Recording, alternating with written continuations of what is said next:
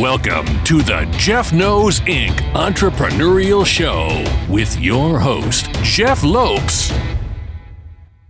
We are live on the Jeff Knows Inc. podcast. I'm your host, Jeff Lopes. Super excited to have on today Angelo Sisco. What is up, brother?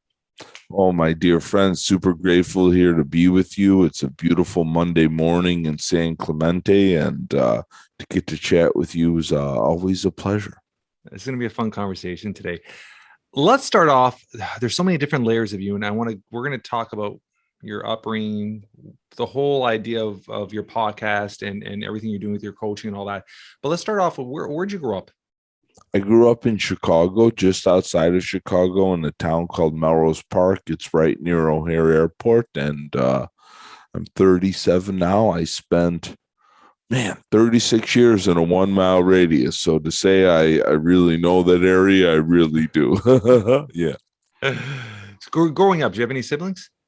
I do. I have one sister. She's 17 months older than me. So she's July of 82. I'm December of 83. So we're very close in age and love and timeline.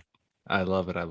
So how was your childhood growing up in Chicago? Because I mean, I don't know the area, but I mean, there was peaks of Chicago being, very crime driven and up and down, right? So did you grow up having any of that affect you at all?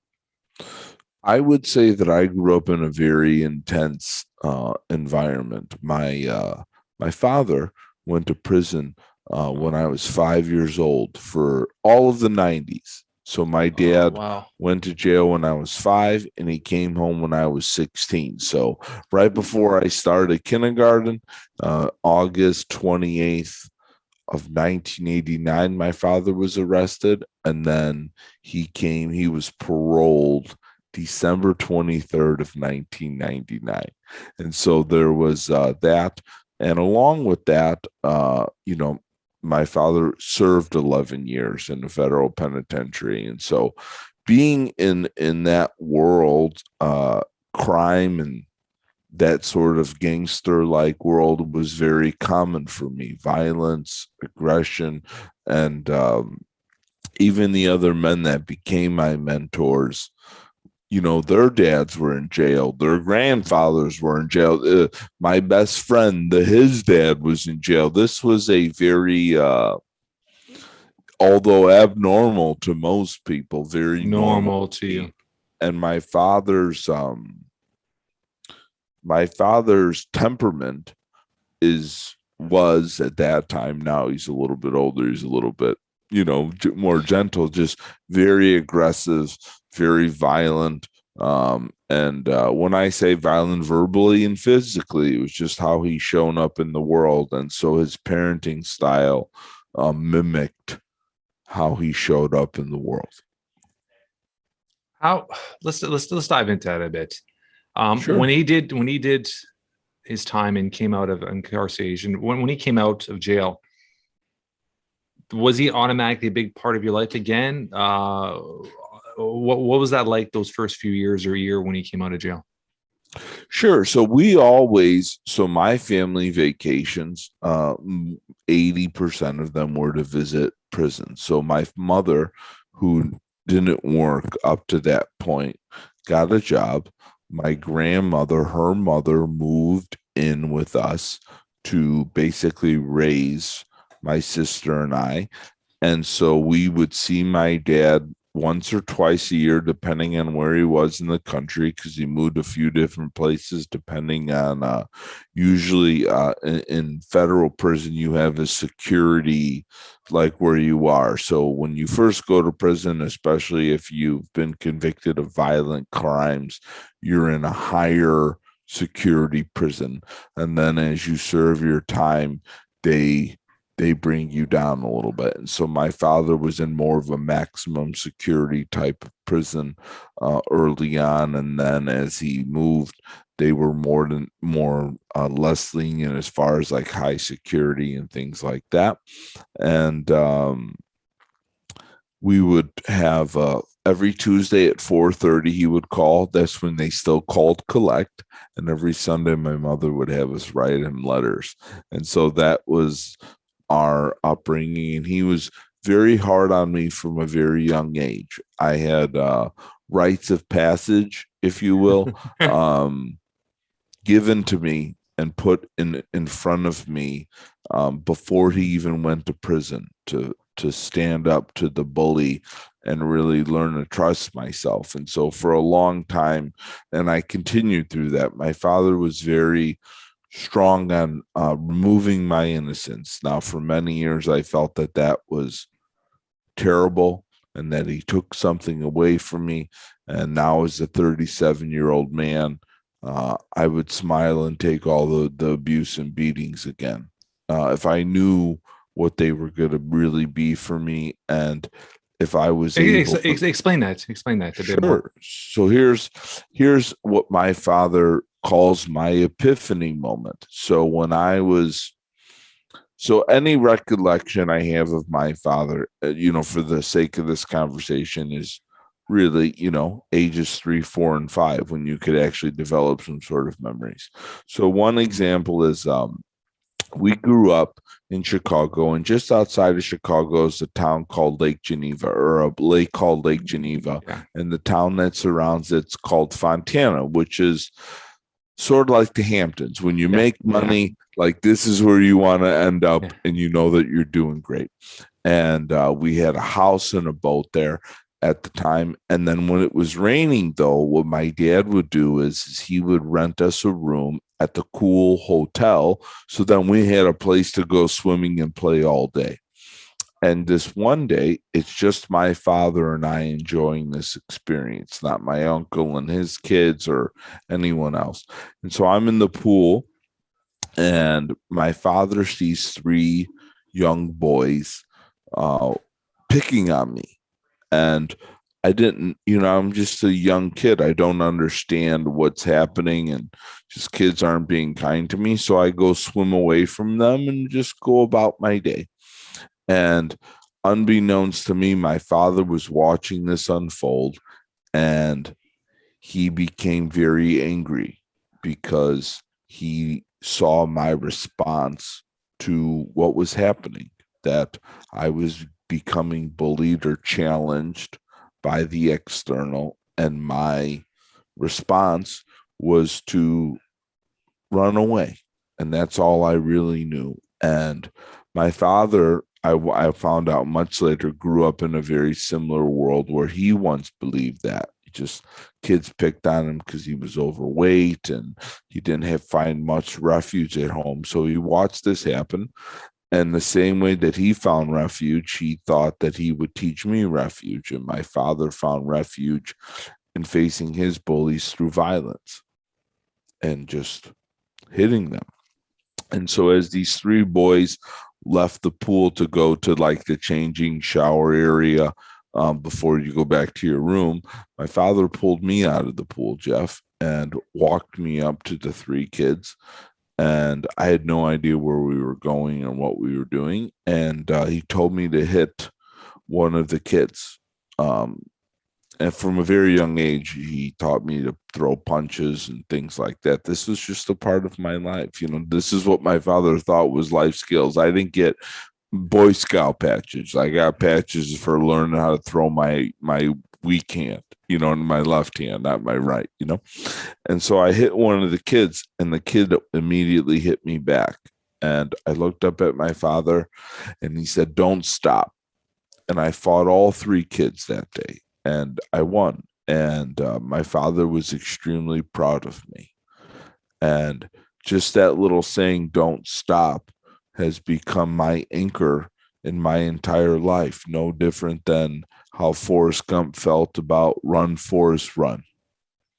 And that was my origin hero story I tell people. And although it took me many years to not use it or demonstrate it violently, being someone that has a deep-rooted belief that when the bully shows its face that he doesn't stop has served me quite well in my 37 years on this planet. I wouldn't change it.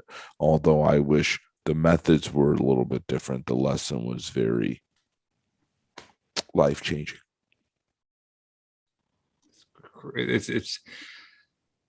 It's crazy as we get older and we sit back and look at certain moments or certain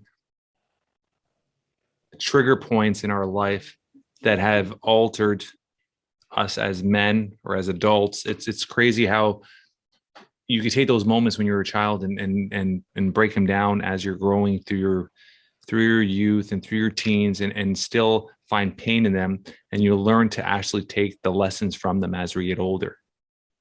Yes. And I love that. I mean, and some people are going to hear this story and kind of be like, no violence for your kids. But I get it. I get it as a dad. I get it as my son. I'll give you an example. I mean, I don't do that, the violent aspect, but I mean, I'm everything he's been through, mentally, physically, with all his issues growing up, being diagnosed with CP and all that. From day one, I've been the one where he'd walk in a room and I'd be like, and he'd put his head down and I lift his chin up and like, look that person in the eye and say hi to them in front of him, embarrass him. But I would put him in a situation where I would do it consistently, open that door for that person, say hi to that person. And it would constantly, and now he'll walk in the room with his head up with confidence because I instilled it from a very young age. And I think it's very important. I mean, that's what your dad did is at a next level, but I do understand the lesson there. And I appreciate the lesson there. And I think you've taken those lessons to better yourself as a man, which has made you very unstoppable with everything else you're doing in life. So I appreciate that aspect of it. So growing up as a teen, did you get yourself in a lot of trouble, or you just calm that self down? I was in constant trouble, Jeff.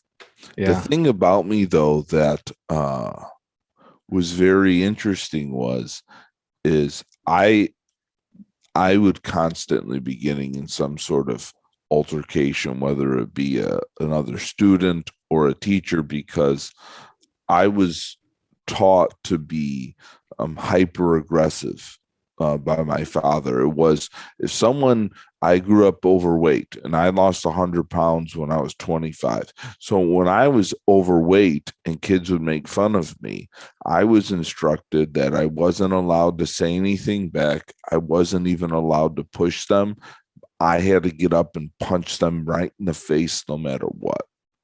And so it came as obviously a great shock to a lot of people and kids that I would just get up out of my desk and just, like my father told me, and I would hit someone right across the face and I would get suspended. But the thing about it that was really interesting is I got straight A's.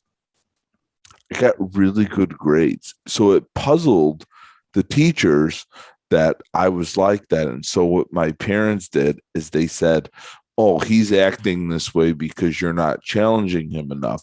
So in grammar school, K through 8, I would do my sister, who was 2 years ahead of me in grade because of our birthday time.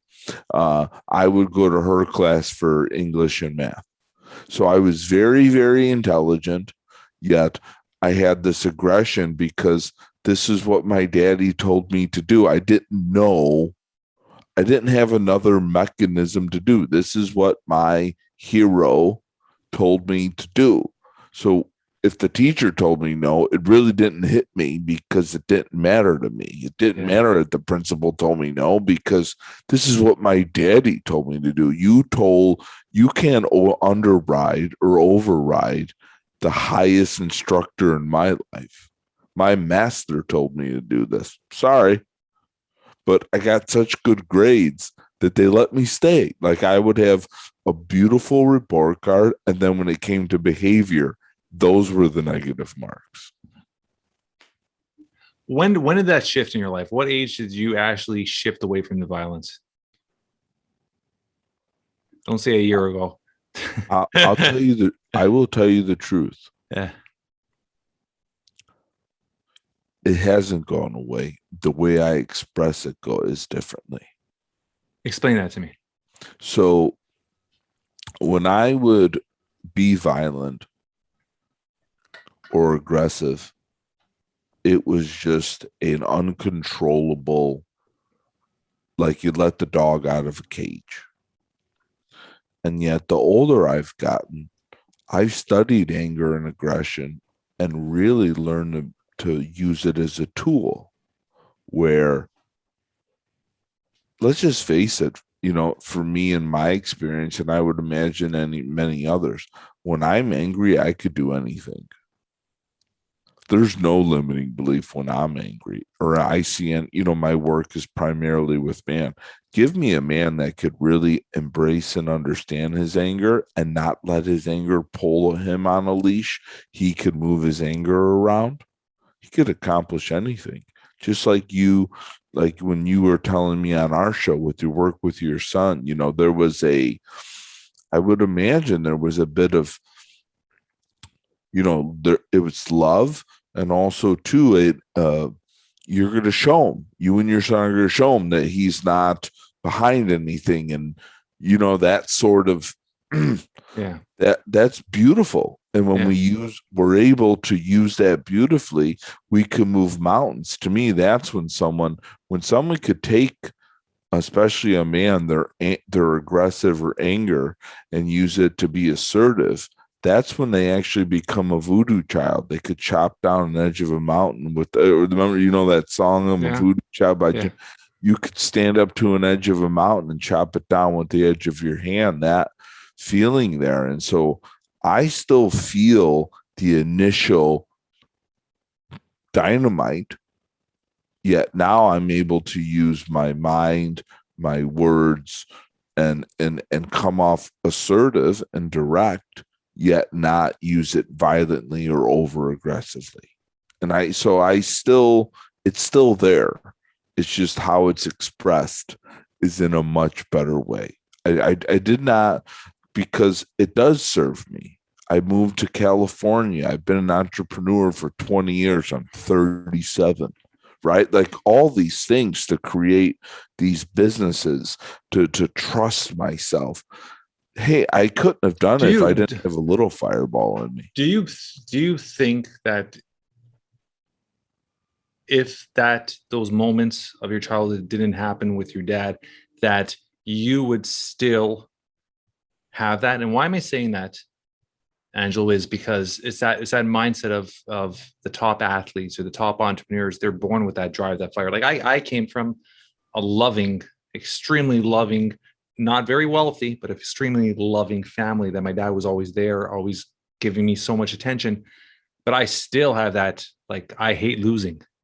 Yes. If me or you were to go to head in anything, I don't want to lose to you. That's just my mindset. Losing is not acceptable. And I actually instilled that in my children. Right. A loss is a lesson that you're not going to make again.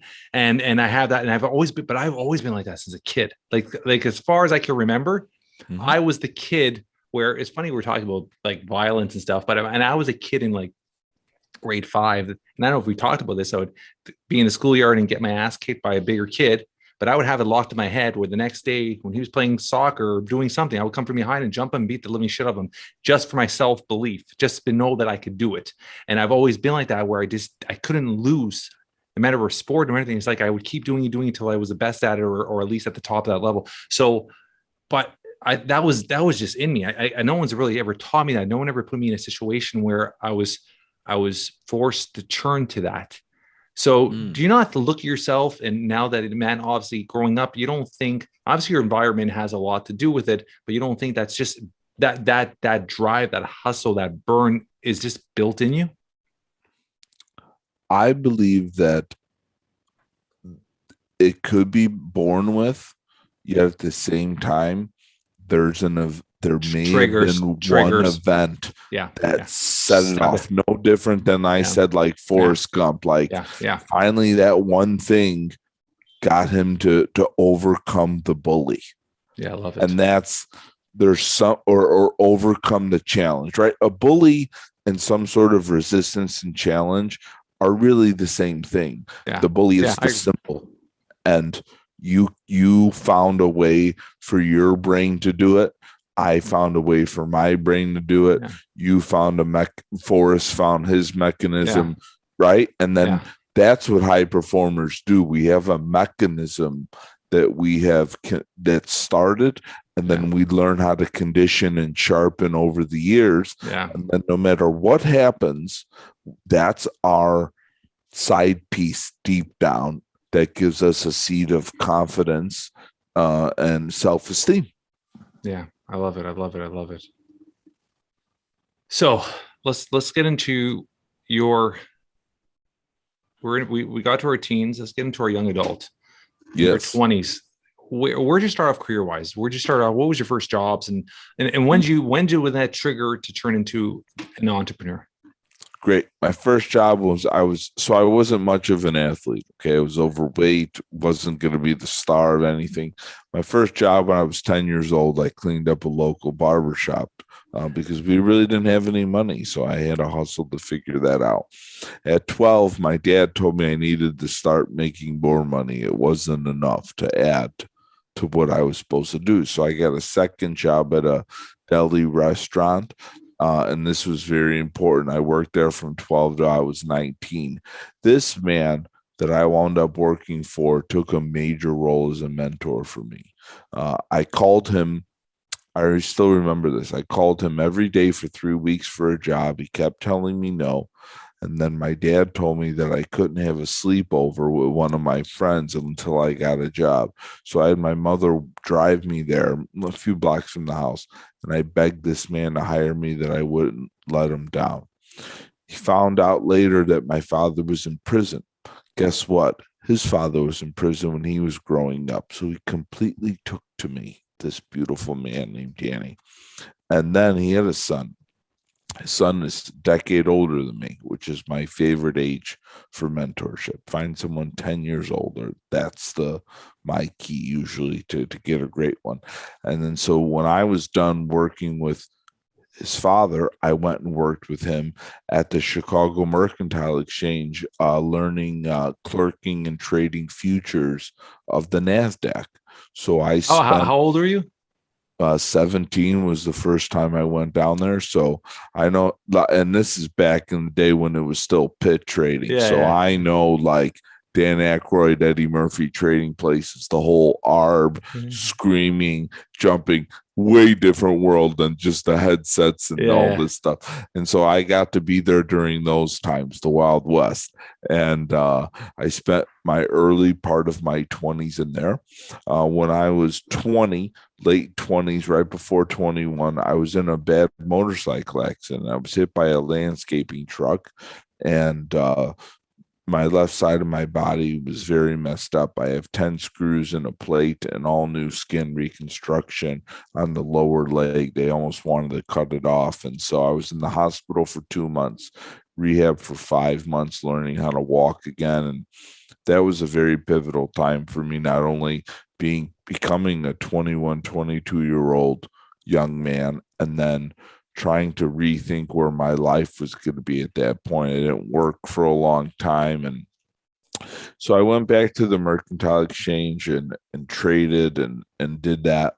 Lost a bunch of money. Just really wasn't what it really needed, for me at that time. I just didn't have it. And also too, by that time, my parents also got divorced. And as a young man, that really hit me much harder than I really thought it would, because I had such an identity wrapped up around the pride that I had for my family, that my parents were still married despite my father not being in prison. And I didn't have the understanding of love and relationship at that time, because I was never in such a long-term relationship that, hey, if I didn't see my wife for 2 years, let alone 11 years on the regular, how could we ever, right? Just oh my goodness. And so I went through a really dark period because my dad left my mother, and I was very disappointed in my hero at that time. It was very sad for me that he left my mother, and I moved home to be with my mother. I'm a mama's boy. I'm Team Maria. And so she was going through her sadness, and then I ate food to go through mine. That was my coping mechanism. I would just eat because I didn't know how to communicate my feelings. I didn't even understand what any of this sort of higher level emotional recognition and things like that. Where did the weight shoot up to at that point? I got up to 300 pounds in 2008. How tall are you? 5'9". Yeah. Okay, so I was, very, very large. And I watched the movie called 300, and I saw all these amazing guys. And what really took me about the movie 300 was how many people were in shape, right? I've seen a bunch of action movies yet. It's usually like one main guy that's a stud and the rest of them look like jabronis or just the bad guy, right? And so I started doing research and I found this gym called Jim Jones out of Utah that they trained all those guys. And then I did some more digging and found out Jim Jones was a part of this thing called CrossFit. Come January 5th, 2009, I was done doing research. It was the first Monday of that year, and I began a weight loss journey. That was all me doing CrossFit on my own, and I lost 95 pounds in 7 months. And I had another business at the time that was in the evenings. And so by that time, I had a business that sold pizza slices to drunks right outside of clubs in Chicago. So if you were drunk and you came out, there was a pizza truck. They were huge slices. We would sell them. And then, it was all cash business. I fed the police precincts around and fed all the valets of the clubs. So they all took good care of me. They let me park wherever I wanted. And we got up to 2 trucks. I had employees. So I had a lot of time to focus on health and fitness. And so in 2009, I devoted myself to that. And then I was like, man, I would love to start sharing this with people because it was very organic. People in my neighborhood saw me differently. And I was just working outside with people for free. And I was like, man, why can't this be my next career? This feels so good. It gives me life. And so that summer, July 2009, I started training people outside for a fee. I kept the pizza business going because it was already going. When it got colder, which it does in Chicago, which you're aware of because you're in Canada, sure enough, in September, I rented a racquetball court space for about 13 months. And I came to a point with the racquetball court space where I was just growing out of it. And also, too, wanted more control of my hours because being inside a rec center or a village hall were closed for voting. And I was like, I'm done with this. And so November 2010, I opened up O'Hare CrossFit. I'm so happy to say that she's still there. I sold it before I moved to California, but I had a beautiful decade inside the CrossFit space, doing everything I really wanted to do there. Love it. I love it. I love it. Let's fast forward a bit now. And there's a couple of things I want to go back to and talk about, but let's fast forward a bit.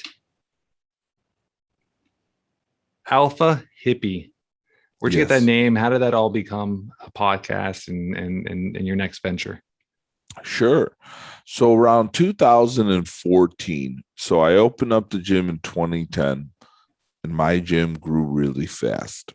I was in just before Boutique Fitness and CrossFit had sponsorship. So I was like, and around my area, there was nothing else. I was the first. Yeah. And so by the time money and exposure got into CrossFit, I already had things figured out as far as like what it would be. And then around 2014, I realized that I was being, we weren't growing as fast. Now, keep in mind, I was growing in a bubble. So as fast was still growing, just not as astronomical. And I turned into a real big victim. Now that I understand that I was blaming my employees, I was mad at the community. I was just angry. Yeah. And I didn't know that I was the problem. That was the hardest thing for me. In most of my life, the hardest thing for me is just removing my ignorance. Once the ignorance is removed and I know what I have to go do, I'm all in.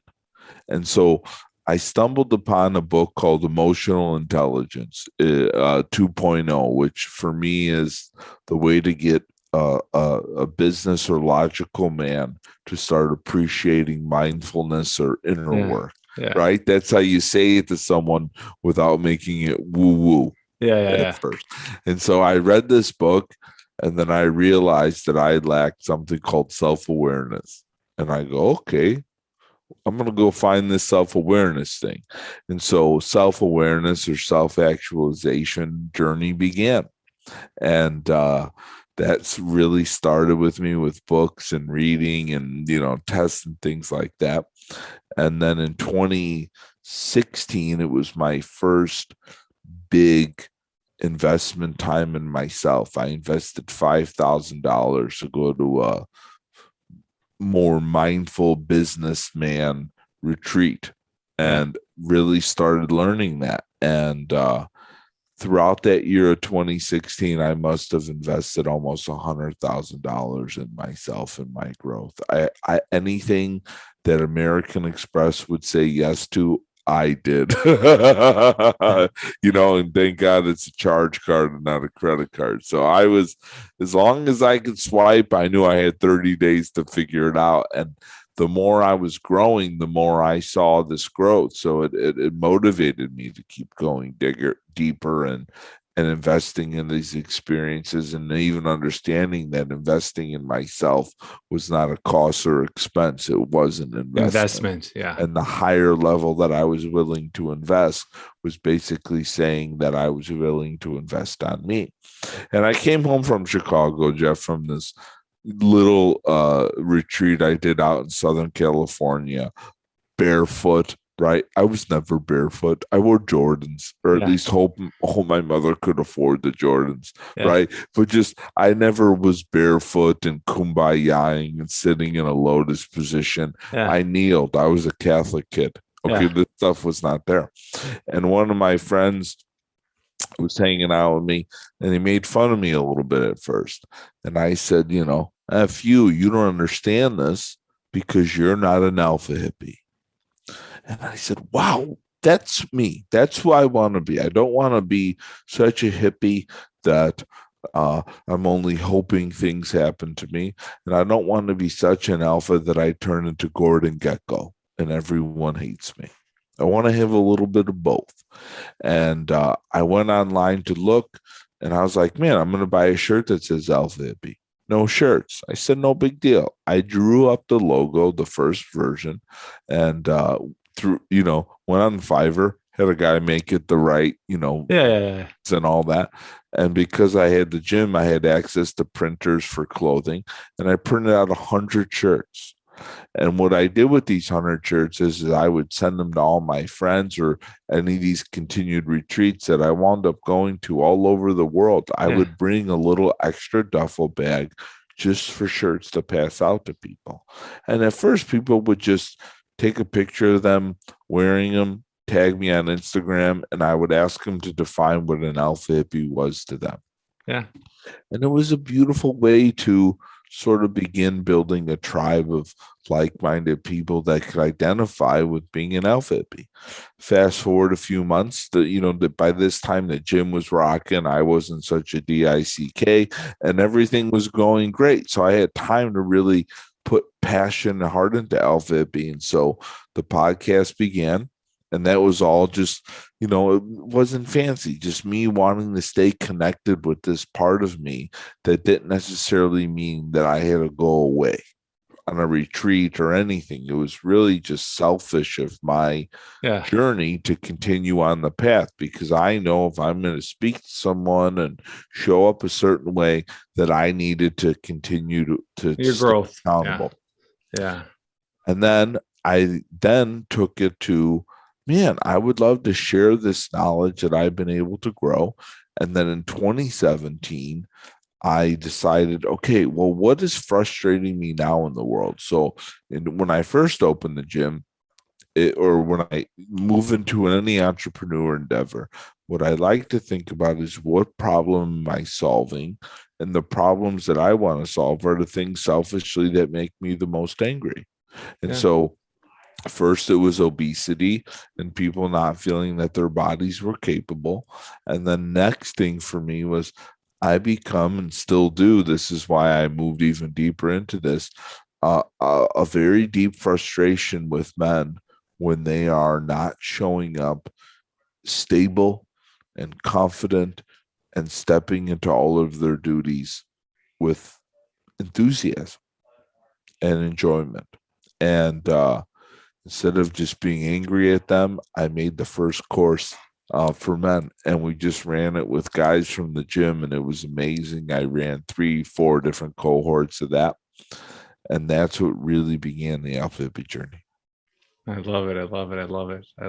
It's just and it's really cool understanding the meaning and the story behind it. Because when you hear the word Alpha Hippie, it's yin and yang. You're trying to understand the whole meaning of it, right? So I love it. I love it. I love it. I love it.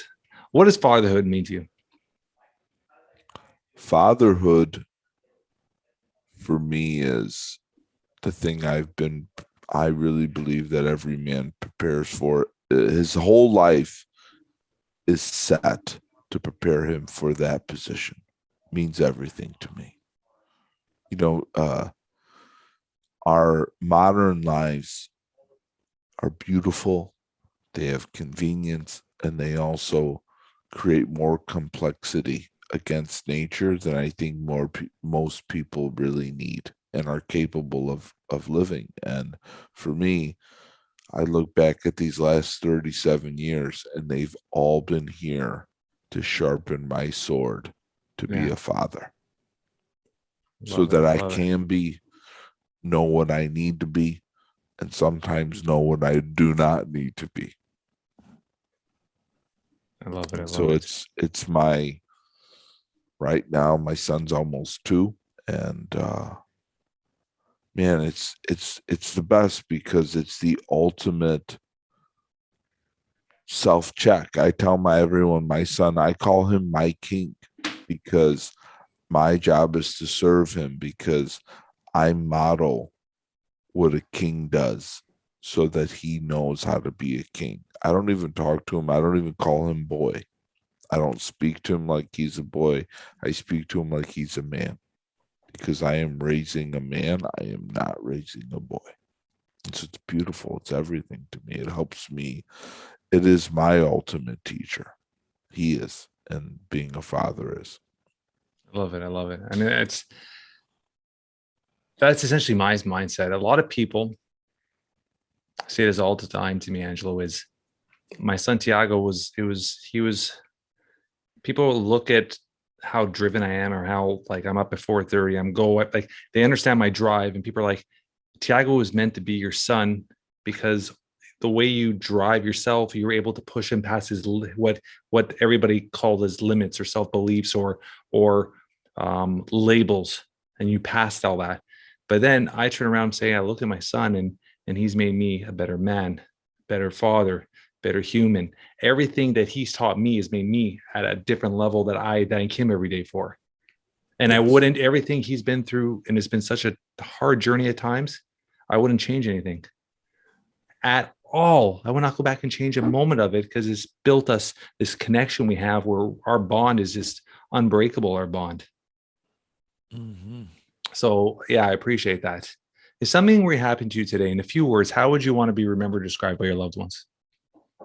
That's such an interesting question. I just wrote a book just in case that something did happen to me. And it really was. The book that I just finished, it's an editing. It's a memoir basically to my son, with the most rewarding thing that I've learned in my 37 years. And so for me, how I would want to be remembered is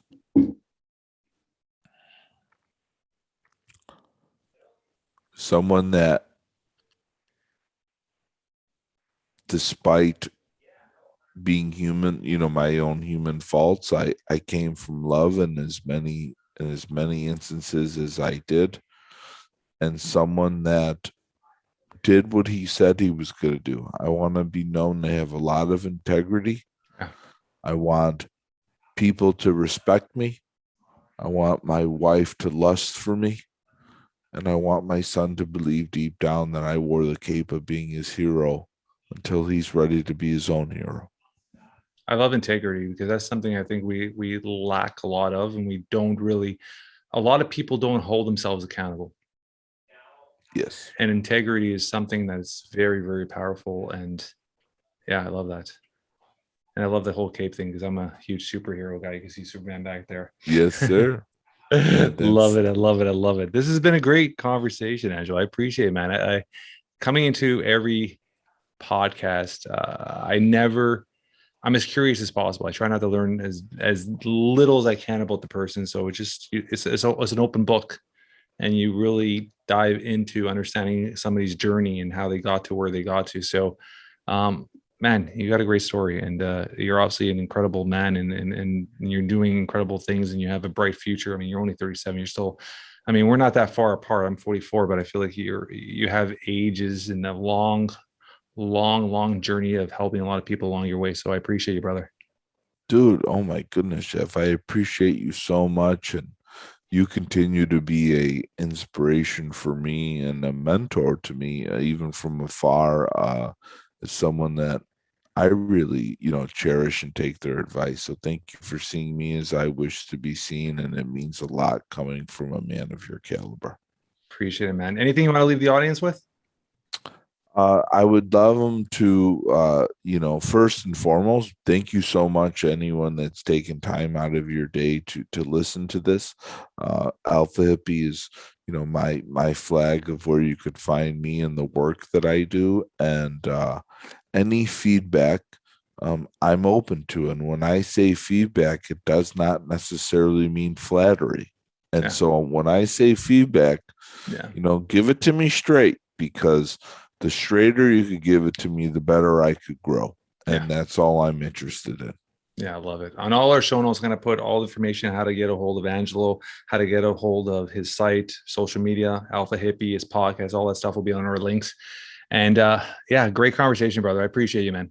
Thank you for coming on. Thank you for having me. You're most welcome.